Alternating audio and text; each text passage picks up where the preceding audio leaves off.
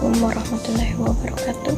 Perkenalkan, nama saya Lidiani Aryani Ningsih dari Poltekkes Kemenkes Makassar, Prodi Profesi Kebidanan. Nah, di sini saya akan menjelaskan sedikit mengenai sejarah bahasa Indonesia. Pertama-tama saya akan menjelaskan mengenai asal mula bahasa Indonesia. Bahasa Indonesia adalah bahasa resmi Negara Kesatuan Republik Indonesia dan bahasa Persatuan Bangsa Indonesia. Dari sudut pandang linguistik, bahasa Indonesia adalah sebuah variasi dari bahasa Melayu. Dalam hal ini, dasar yang dipakai adalah bahasa Melayu Riau, tetapi telah mengalami perkembangan akibat penggunaannya sebagai bahasa kerja dan bahasa pembakuan pada awal abad ke-20. Sampai saat ini, bahasa Indonesia merupakan bahasa yang hidup dan terus berkembang dengan pengayaan kosakata baru, baik melalui penciptaan maupun melalui penyerapan dari bahasa daerah dan bahasa asing. Pada zaman Kerajaan Sriwijaya abad ke-7 Masehi, bahasa Melayu atau bahasa Melayu kuno dipakai sebagai bahasa kenegaraan. Hal itu dapat diketahui dari 4 prasasti berusia berdekatan yang ditemukan di Sumatera bagian selatan peninggalan kerajaan tersebut. Prasasti tersebut diantaranya adalah: yang pertama, prasasti di Kedukan Bukit tahun 683 Masehi di Palembang. Kedua, Talang Tuwo tahun 684 Masehi di Palembang. Ketiga, Kota Kapur tahun 686 Masehi di Bangka Barat. Dan keempat, Karambrahi tahun 688 Masehi di Jambi. Prasasti itu bertuliskan huruf Pranagari berbahasa Melayu kuno. Pada saat itu, bahasa Melayu yang digunakan bercampur kata-kata bahasa Sanskerta. Sebagai penguasa perdagangan di Kepulauan Nusantara, para pedagangnya membuat orang-orang yang berniaga terpaksa menggunakan bahasa Melayu walaupun dengan cara kurang sempurna. Hal itu melahirkan berbagai varian lokal dan temporal pada bahasa Melayu yang secara umum dinamakan bahasa Melayu Pasar oleh para peneliti.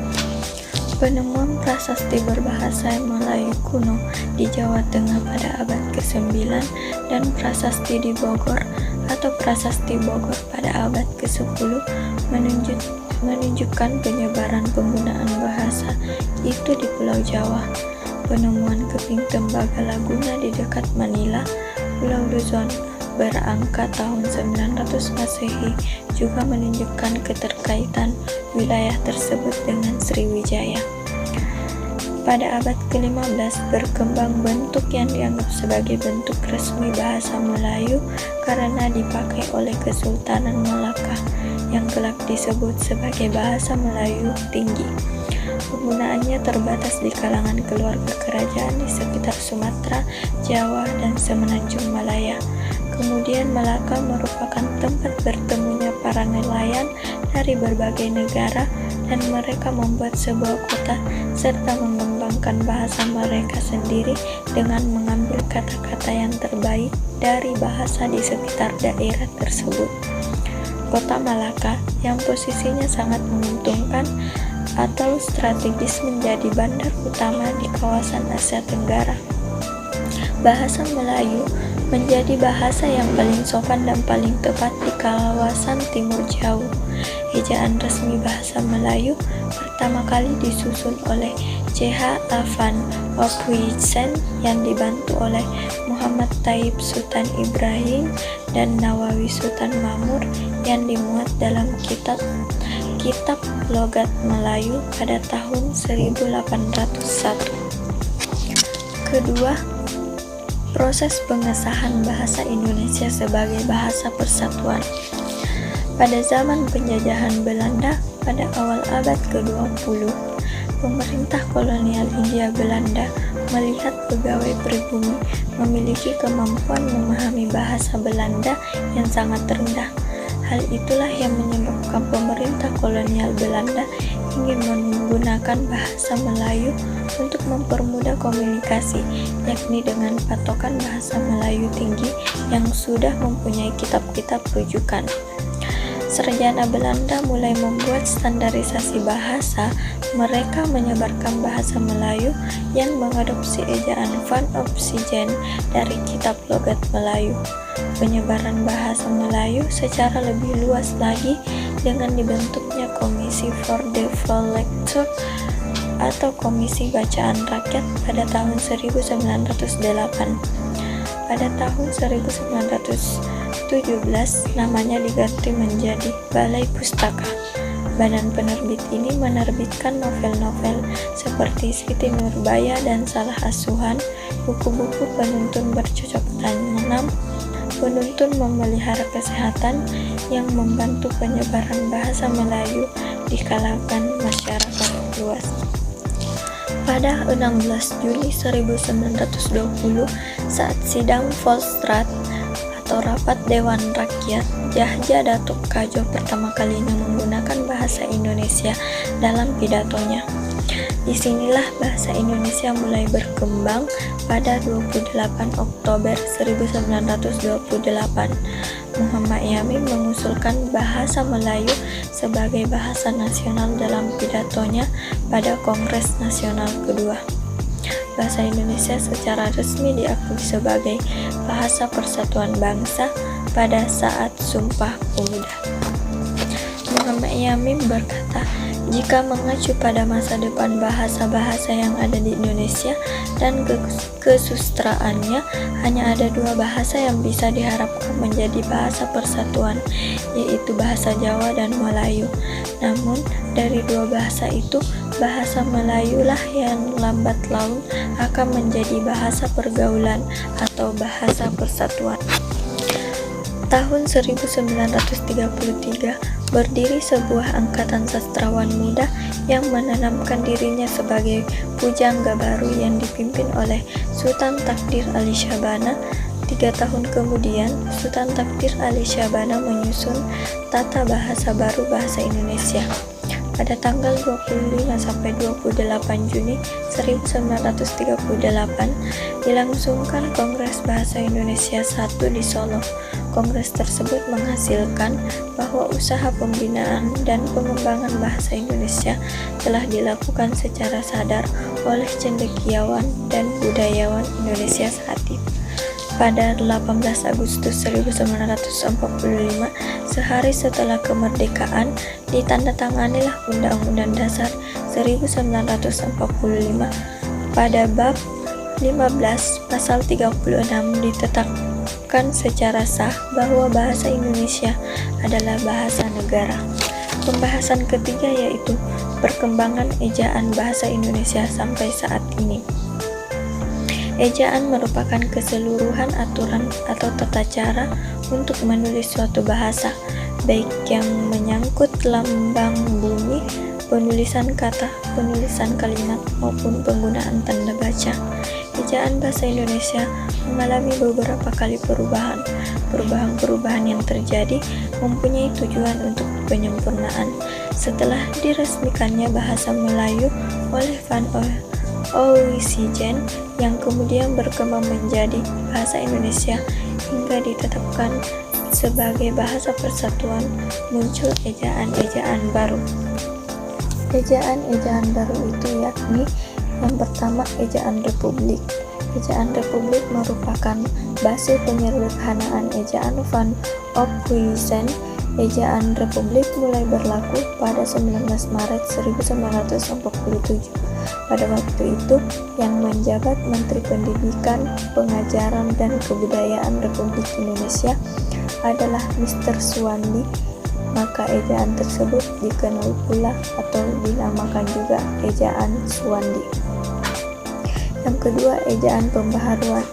Ejaan pembaharuan merupakan suatu ejaan yang direncanakan untuk memperbaharui ejaan republik. Penyusunan ejaan ini dilakukan oleh Panitia Pembaharuan Ejaan Bahasa Indonesia. Konsep ejaan pembaharuan yang telah berhasil disusun itu dikenal dengan sebuah nama, yang diambil dari dua nama tokoh yang pernah mengetahui panitia ejaan itu. Dalam hal ini Profesor Prijono dan Eka Topo. Ketiga, ejaan Melindo. Ejaan Melindo atau Melayu Indonesia merupakan hasil perumusan ejaan Melayu dan Indonesia pada tahun 1959. Perumusan ejaan Melindo ini diawali dengan diselenggarakannya Kongres Bahasa Indonesia yang kedua pada tahun 1945 di Medan, Sumatera Utara. Bentuk rumusan ejaan Melindo merupakan bentuk penyempurnaan dari ejaan sebelumnya. Namun, ejaan Melindo ini belum sempat dipergunakan karena pada masa-masa itu terjadi konfrontasi antara negara kita, Republik Indonesia, dengan pihak Malaysia. Keempat, ejaan baru atau ejaan LBK. Ejaan baru pada dasarnya merupakan lanjutan dari usaha yang telah dirintis oleh panitia ejaan Melindo. Para pelaksananya pun di samping terdiri atas panitia ejaan LBK dan juga panitia ejaan dari Malaysia. Panitia itu berhasil merumuskan suatu konsep ejaan yang kemudian diberi nama ejaan baru. Panitia itu bekerja atas dasar surat keputusan Menteri Pendidikan dan Kebudayaan nomor 62 Strat 67 pada tanggal 19 September 1967. Kelima, ejaan yang disempurnakan. Pada waktu pidato kenegaraan untuk memperingati hari ulang tahun kemerdekaan Republik Indonesia yang ke-27 pada tanggal 17 Agustus 1972 diresmikanlah pemakaian ejaan baru untuk bahasa Indonesia oleh Presiden Republik Indonesia dengan keputusan Presiden nomor 57 tahun 1972. Ejaan tersebut dikenal dengan nama Ejaan Bahasa Indonesia yang Disempurnakan atau EYD. Ejaan itu merupakan hasil yang dicapai oleh kerja panitia ejaan bahasa Indonesia yang telah dibentuk pada tahun 1966. Ejaan bahasa Indonesia yang disempurnakan ini merupakan penyederhanaan serta penyempurnaan ejaan Suwandi atau ejaan Republik yang dipakai sejak Maret 1947. Yang keenam atau yang terakhir yaitu ejaan bahasa Indonesia. Berdasarkan Peraturan Menteri Pendidikan dan Kebudayaan Republik Indonesia Nomor 50 Tahun 2015 tentang Pedoman Umum Ejaan Bahasa Indonesia atau disingkat EBI. EBI pun resmi berlaku sebagai ejaan baru bahasa Indonesia. Latar belakang diresmikannya ejaan baru ini karena perkembangan pengetahuan, teknologi, dan seni serta pemakaian bahasa Indonesia semakin luas. Ejaan ini menyempurnakan EYD terutama dalam hal penambahan diftong, penggunaan huruf kapital, dan cetak tebal. Ejaan bahasa Indonesia inilah yang digunakan sampai sekarang. Baiklah, itulah yang dapat saya jelaskan tentang sejarah bahasa Indonesia. Lebih dahulunya mohon dimaafkan. Assalamualaikum warahmatullahi wabarakatuh. Terima kasih.